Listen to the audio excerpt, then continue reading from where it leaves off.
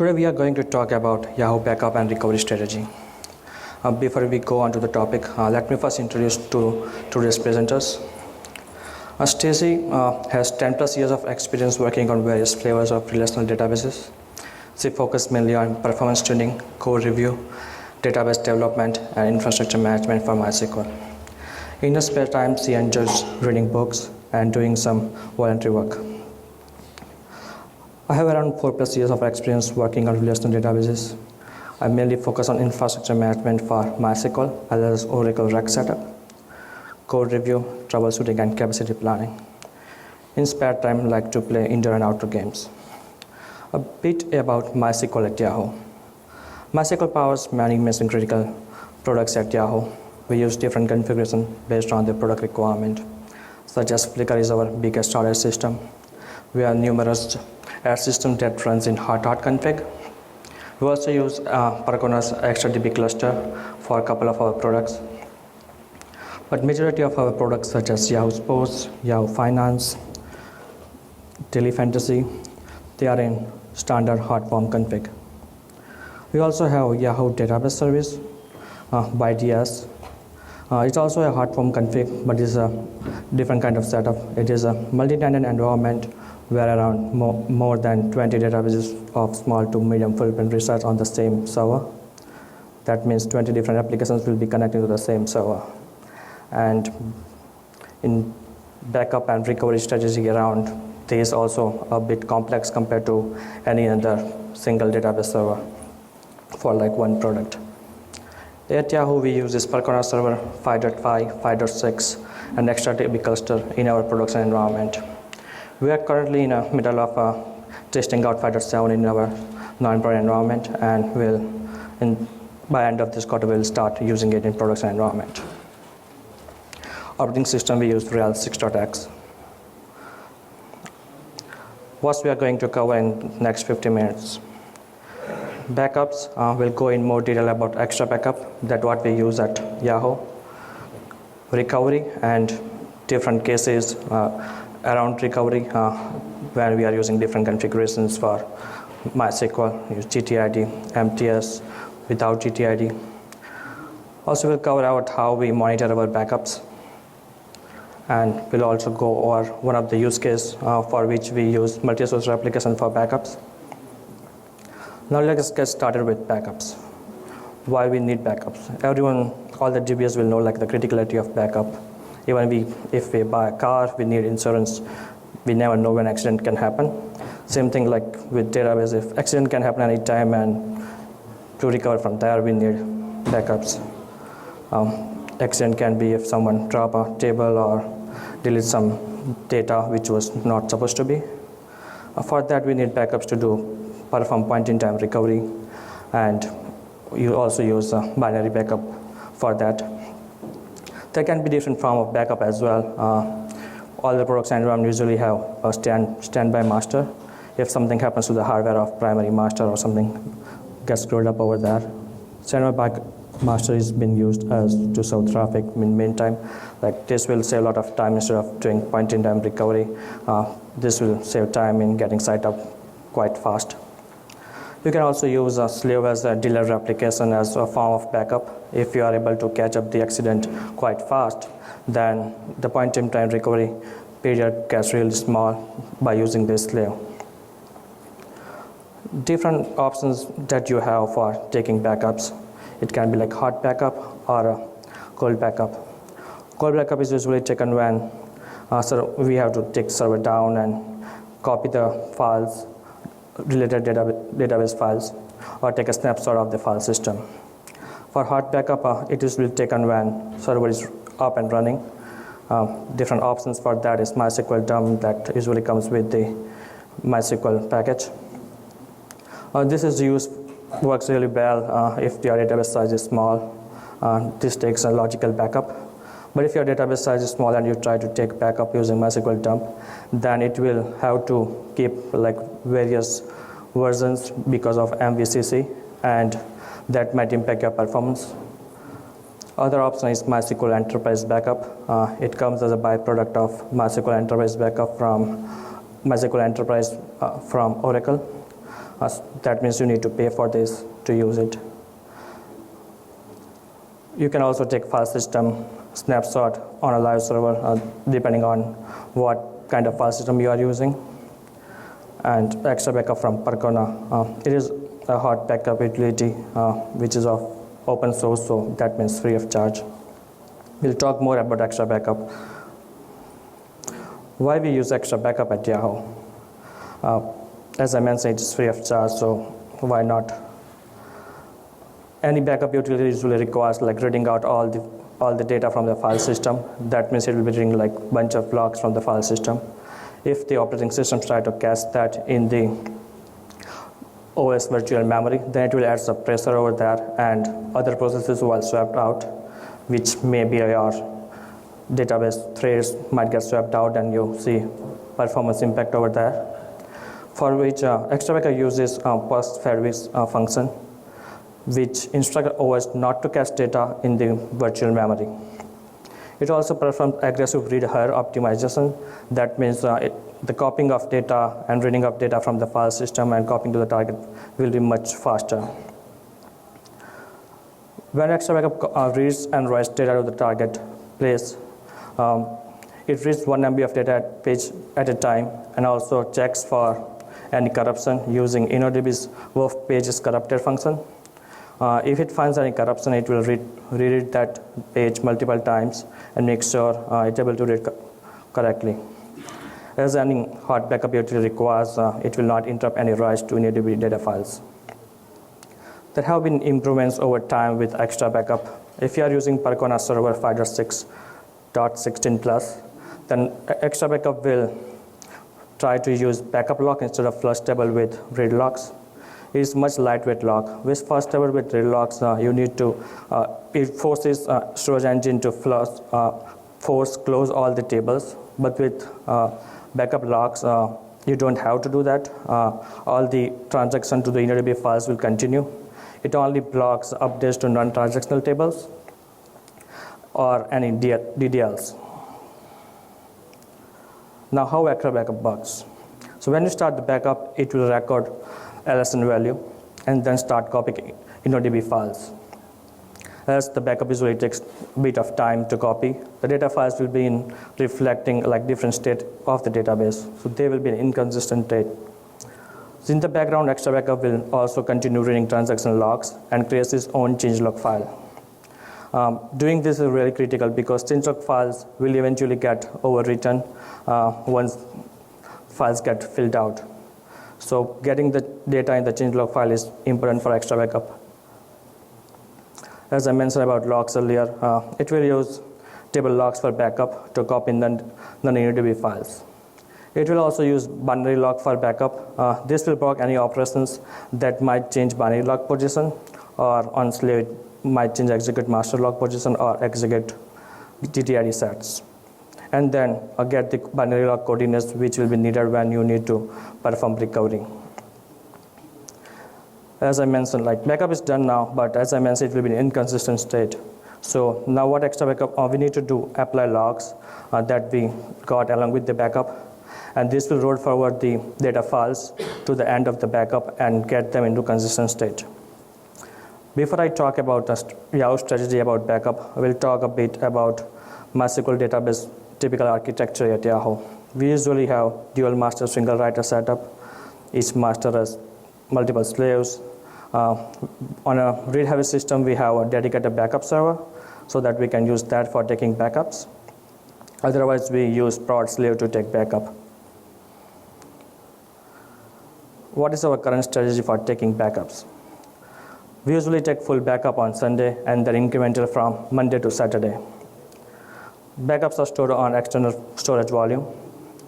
To take this backup, we have like backup jobs that will be run either on the prod slave or dedicated slave as I mentioned before.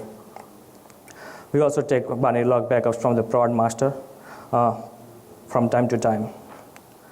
For creating these backup jobs, we also have a wrapper around Xtrabackup that we created at Yahoo. There are like various options that we can provide and update the settings like very quickly and easily. Like this also helps, like if you are using some configuration management, then you can provide this setting right over there and it will be easy to maintain. There is also option to like purge old backups from time to time, and we can configure times for that as well. Some of the options that comes along with Xtrabackup that are handy to use. Slave info. This will record the master log coordinates and position at the end of the backup. We need this as we always take backup from a slave, and at the time of restore, this information is critical. You can use parallel to like have multiple child processes running to take backup. This will help to speed up the process of backup. There's also option to use compression. This instructs Xtrabackup to compress InnoDB data files, and you end up saving space on the backup location. We'll talk more about this later. Apart from that, there is also option to use memory locks or use memory, which usually used while applying locks to make data files consistent, just to speed up the process. Other option is save safe backup. What this will do is stop the SQL thread at the time of locking while doing flush table with read locks, and the lock will not start the thread back until all the temporary tables are closed. This is only required if you are using statement-based replication or mixed binary log replication. We don't use this anymore, as in our production environment we have converted everything to row-based replication. As I mentioned, we do incremental backup from Monday to Saturday, so we also use incremental option as well. There are many other options available with Xtrabackup. Few of them are encryption and decryption that you can use to get additional security over your backup. Other option is to partial backup. If you like in a multi-tenant environment, this proves quite handy if you just want to take backup of one database. There's also option to stream your backup. This proves handy if you want to add a new slave. You can directly stream your backup to the target server instead of taking backup and copying backup files to the target server. We use netcat along with the streaming option. That way we can directly stream backup to the remote server. Now we'll talk about a case study that we deal with compression. As you can see, we take a backup with compression thread equal to 1. You save a lot of space on the backup. The compression ratio varies from database to database depending on how the data was stored on the file system, but approximately you save quite a lot of space. With single thread for compression, like the time taken for taking backup was actually a bit higher than taking a normal backup because it requires extra time to do compression job. But when we added multiple compression threads, the time taken actually decreased because compression was much faster and backup needs to copy to the target less amount of data to the target backup location. But usually you might not care about like why to speed up the backup process, because adding multiple compressed thread will add more pressure on the server and require more resources. If you are taking this from a live server, then you will be might be impacting the performance. But at the time of restore, if you save any time, it is really critical, because if database is down and you need to do a point-in-time recovery, any time saved at that for restore is really critical.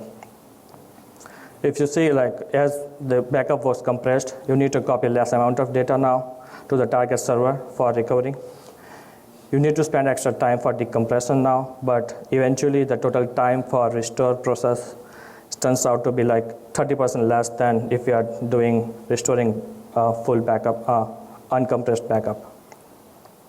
Also, you will save around 70% of space. So if you are storing on the cloud storage, you have to pay less money because you will be saving space. There are various issues we ran into while using Xtrabackups. One of the other that we we had seen before was too many files are open. This happens if there are like a lot of partitions and you run out of open file limit. For that, we in our wrapper around Xtrabackup we added a setting which increases the limit for open files. Some other issues that we see is like immutability logs get transaction logs get wrap around, and you see like immutability was not able, Xtrabackup was not able to get the info from the transaction logs, and logs were wrap around. To avoid this issue, what you can do is either increase the size of the transaction log or increase the number of transaction logs, so that Xtrabackup has additional time to read out those logs and get them into his own change log. Or if you are not already doing that, you can take backup at the off-peak time so that the amount of transactions getting generated is less comparatively. Some of the other caveats that we ran into is if you are doing incremental backups, it's critical that you use a dedicated backup folder for taking backups. Whenever you use incremental option, either you can use incremental -lsn along with that, or incremental -base directory. If you don't provide any of the two options, then Xtrabackup will, by default, will take incremental -base directory, and the value that it takes is the last file stem file, that is last modified file. So if you are using the folder for backup for something else, or you modify any file over there, then that file will be taken as a base for taking the incremental backup, and there are chances your backup will fail because it's not able to get the last LSN value from previous backup, and you end up your backup is failing. Same thing can happen like us if you are also purging your backups, old backups from time to time, and if you are taking the same incremental backup at the same time while you are purging old backups, then you are purging a backup, so the last modified file is the one that you are purging. But in this case, backup might pass because Xtrabackup was able to find the last LSN value from that file that is being purged. So backup will continue and it will get complete. You will not get the failed error message or anything. But this backup is of no use because on the basis of what you took the backup, that file is gone now. And this will continue in our case for like next 6 days until you take a full backup. So having different times for purging as well as taking backup is critical if you are using incremental backup. Just something to be aware of, that backup doesn't store information about information schema, and timestamp, if you restore database from a backup, timestamp for create table will be different, not the actual create time table. Many of you might have run into issue about events when you restore backup or take backup from a master to restore on a slave. Usually events are in enable state on master and disable on slave, but if you use master to take backup for slave and get the slave up, events will be enabled at both places. If you missed out to disable events, event will run on both master as well as slave and screw up replication. Or if a backup was taken from a slave and you need to do, for some reason like accident happened, you need to do point in time recovery, you will recover it from that backup, and now your master is running with the data from a slave, which means your events are disabled and events will not be running. To avoid such cases, what we did was we create events on all the hosts and make them in enable state, and just add additional check for read-only flag. If it finds read-only flag is off, then only it will run, otherwise it will not run on, event will not go on. So we don't have to worry about enabling, disabling slave from where we are restoring a backup, or don't have to care about that anymore. Next, it will be Stacy talking about recovery. Hi, my name is Stacy.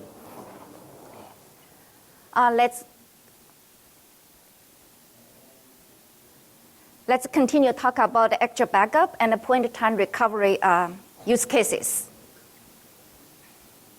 So here's a typical cron jobs at Yahoo to back up on MySQL databases. So as Kushal mentioned before, on Sunday we take a full backup. From Monday to Saturday we take incremental backup, and we do have purging jobs to remove older backups on Monday. So let me guide you through how to perform point-in-time recovery using backups. Assume we have Sunday's compressed full backup and Monday's incremental backup. So you transfer the backups to the restore server, then you decompress them first. It does take quite a little bit time to decompress them. Then use Xtrabackups apply log to merge incremental backups to the full backup folder. Then you apply logs to the full backup folder. You move the backup, you use move back options to move backups to the right database folder. Then you change the database folder permission and ownership to MySQL, and you start a MySQL server. Now at Yahoo, root password is unique across all database servers, meaning we have to get the password for the root and update it to the database. And use MySQL bin log to apply the binary logs to particular position. For example, somebody drops table, using the MySQL bin log to interpret the binary logs to find the position right before a drop command. So then use the stop position, or if you remember the time, you can use the stop date time options, apply the time, then stop the apply process right before that to get a point-in-time recovery. So another example is build a slave using Xtrabackup. So from previous example, since the backup is successfully restored, you can connect it back to its master through these simple steps. So if you take an Xtrabackup from its master, then get the coordinates from the Xtrabackup bin log info. Now if you take a backup from slave, using slave info option, then you get the coordinates from Xtrabackup slave info. Now you issue the command to change the master to give master's host name and the replication user password, and the MySQL bin log and its position that coordinates you get from above files. You have to remember server ID has to be different, and make sure this restore server the masters can accept the replication username and password. So start slave, choose slave status, make sure everything is okay. So how about the binary logs has been purged? So you cannot connect back to its master. So remember, we do have a cron job to copy binary logs from master to backup file regularly. So transfer this needed binary logs to the restore server. Use MySQL bin log utility to apply them to the database. Now, MySQL strongly recommend use 1 DB connection to apply logs. The reason is some temporary tables will end when the database connection ended. Okay, it will disappear if you start a new DB connections. Now, if data contains a blob, you should use binary mode to apply logs. So there's a better way to apply binary logs instead of using MySQL bin log utility. So set up a fake master, or some people could call bin log server. Copy all necessary binary logs to this fake master. Make sure the system can recognize these new binary logs. So you can edit index files, copy the names, the binary logs names into the files, and set up a replication between this fake master to the restore server. So we found out it's much safer and robust. Recovery speed actually is faster. We found out 20% faster comparing using MySQL bin log utility. Another beauty is for partial replication recovery or restore. The reason is it's kind of difficult to extract a particular database or ignore database or some tables because it's a partial replication, right? So end up it could be a mess. So let partial replication to handle this complicated logic to apply logs to the restore servers. It's much, much reliable and robust. So we also can use Xtrabackup to clone slave. So you must set relay log info repository and a master info repository to table. Of course, relay log recovery is one for the safety. So you take Xtrabackup from slave, use slave info, then transfer the backups to the restore server. As I mentioned before, you need to apply logs, then move back, change your database photo ownership and permissions. Then you start database and you start slave. You don't need to issue command such as change master to give master host and all these things. You just start slave. Everything is there. The reason is relay log info repository, master info repository is a table that recorded the master host names and all the relay log informations, okay? We do see some issues when we start slave. Most likely, the relay logs could be messed up. So what you could do is reset a slave. Try reset a slave first. If it still doesn't work, and try reset a slave all. Then you issue command, change master to give master's host name and the replication user password plus the MySQL binary log file and position. Then you start slave. It should solve your problem. Now in GTID world, we usually we run this command to purge logs transactions that already been applied to the slave. So it ends up saying global GTID execute has to be empty. So when we set to empty, it said, oh, it is read-only variables. So how to fix it? Just reset master. Then you execute the command. That will be cleared. So let's talk about one special case. MySQL strongly recommend multi-threaded replication has to be with GTID enabled. So as you know, it requires some code change. Sometimes it is just difficult to do because the developer always busy. So normally what people do is stop slave, fill the holes, disable multi-threaded replication, then take Xtrabackup. After backup is done, then enable multi-threaded replication again. That requires some backup script change, right? So there is an alternative way to do so. So as a DBA, we are still able to perform point-in-time recovery after taking Xtrabackup from multi-threaded replication without GTID enabled. Let me show you how. Basically, the table slave worker info records each worker's details, such as required relay log file name and its position, and corresponding MySQL binary logs and its position from master. Then you fill up slaves. Then you direct this slave to its master. Use change master to give specifically master log file name and its position. Now this step is very, very important. So you take Xtrabackups, right? You cannot use slave info because it's not a GTID enabled, okay? You take Xtrabackup as is. The transfer to the restore server. Then you apply logs, move back, change database folder ownership and the permissions. You start MySQL. Now you query table slave worker info, something like that.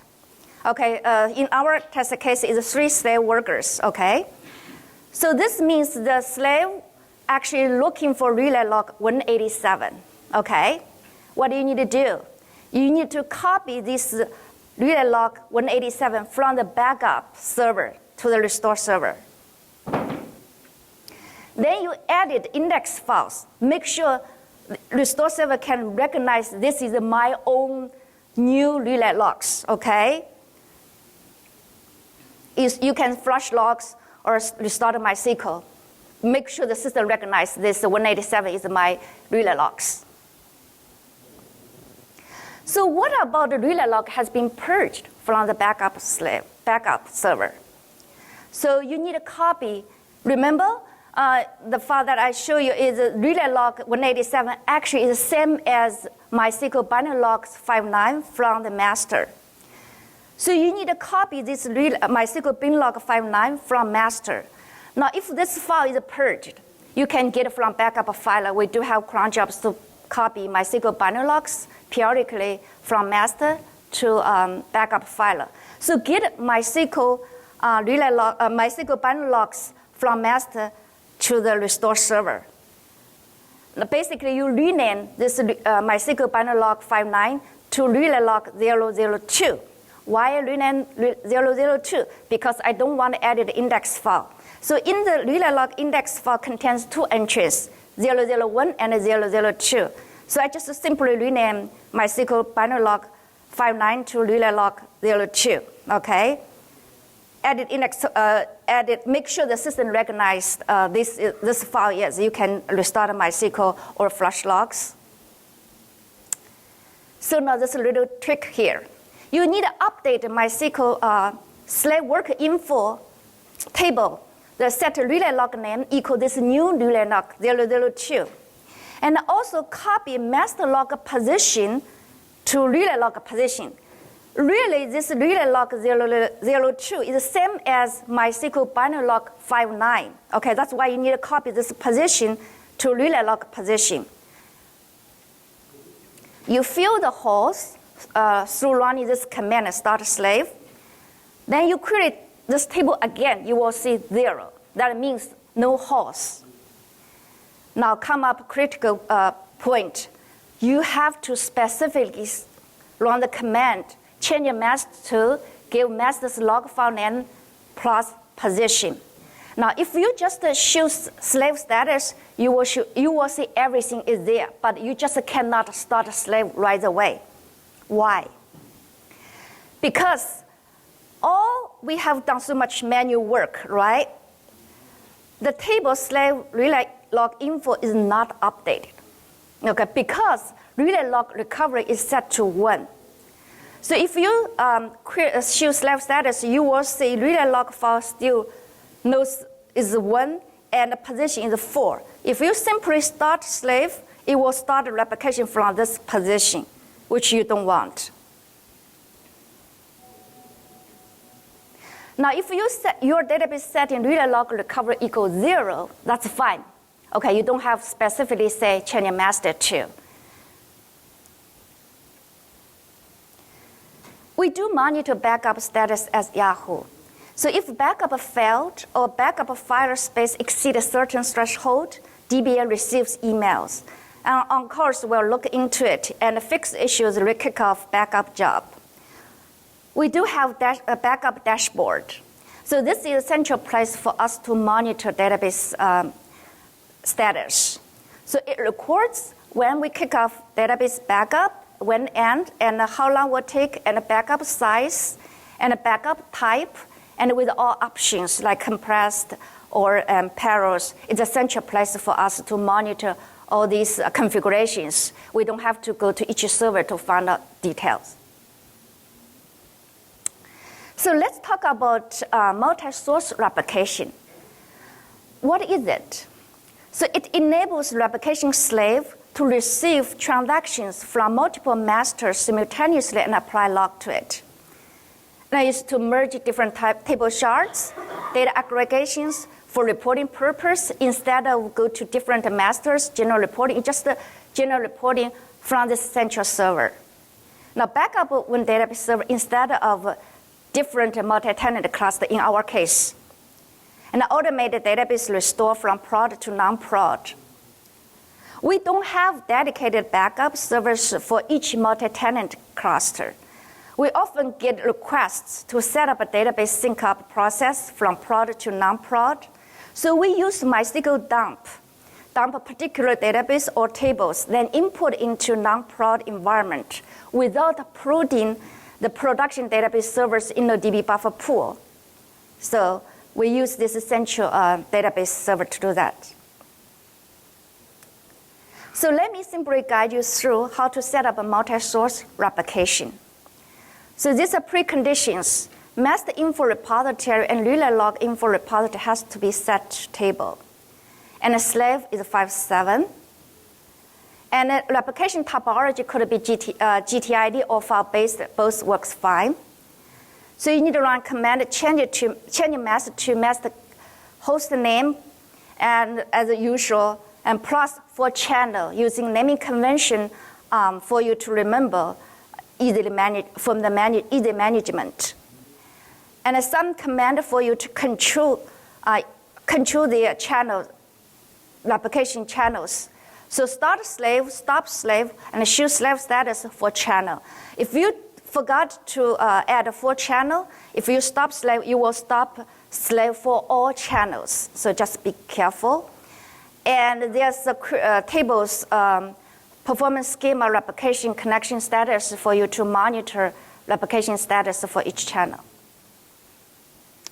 So in our case, our source database is MySQL 5.6, target is 5.7. Now you take actual backup, use slave info from the server, and transfer the backup to the slave. Meantime, you generate a file that contains create database and create table SQL script without the data, okay? Then you transfer the backup to the target, and you use apply log and export options to make database backup consistent. Load create the database and table scripts in the target. This way you have database, you have table, just without data. Now, you generate two SQL scripts. One is discard all table space, and another one is import table space, two SQL scripts. Run first one, drop table space first, so removes all IBD files in the database. Then you copy the IBD files, EXP and CFG files into right database folder. Run import table space scripts, make sure the system recognizes IBD files for this table. Then you get coordinates from Xtrabackup slave info to set up replication. So in our test case, environment is GTID. So as I talked before, you always reset a master to clean out everything. So then you set a global GTID purged. That transaction IDs you get from the Xtrabackup slave info. And change the master to give master's host name and the replication user password. And don't forget to add for channel, give the channel name. And start slave for this particular channel. There's some pre-checks, okay? Since our database is upgraded from 5.1 to 5.5 to 5.6, some tables still contains temporary time columns. That must be fixed before you start this project. In 5.7, we have Percona as default file format. Now, if you have, since our database is from 5.1 to 5.5 to 5.6, so still some tables are antelope file format. So if you want to keep antelope file format, when you create a table, so you need to add row format equal compact. Otherwise, you will see these weird messages. You just cannot do this.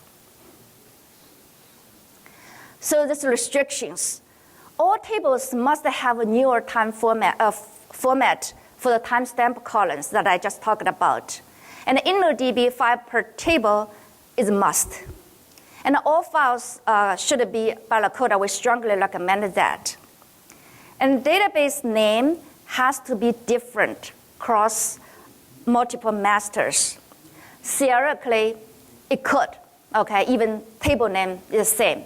Now, reality is it causes a lot of confusions because multiple masters have same database, then they replicate the same database, different set of tables in the same database name in the target slave. It causes a lot of confusions. Even for the same table, because we have a lot of columns in the auto incremental column. So immediately your replication is broken like a primary key violations, sort of these things. So I strongly recommend use different database names. So we're glad new one, MySQL 8.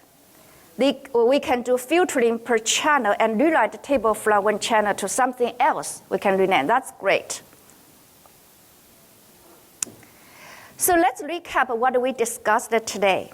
We have talked about Yahoo database standard architecture for MySQL.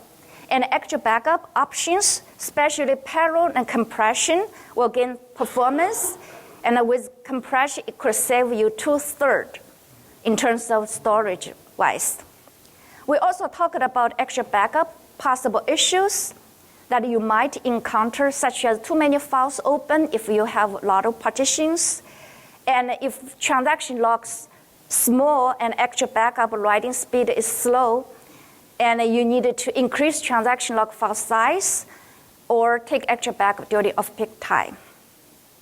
We also talk about point time recovery in regular way and strongly recommend you set up a fake master, let MySQL replication technology to handle MySQL binlog apply them instead of MySQL binlog utilities if you have a lot of MySQL binary logs to apply. So we also talk about perform point time recovery for multi-threaded replication without GTID. You need to fix the hole, then specifically have to run chain master to give master's binary log file name and its position because relay log recovery is set to 1. I also showed you how to set up multi-source replication and issues you might see. So this is a really great technology that we have been looking forward for a long time. Back up some important database into a central server for reporting purpose, or set up a database sync up process from prod to non-prod. So we really appreciate MySQL, and thanks Percona, and thank you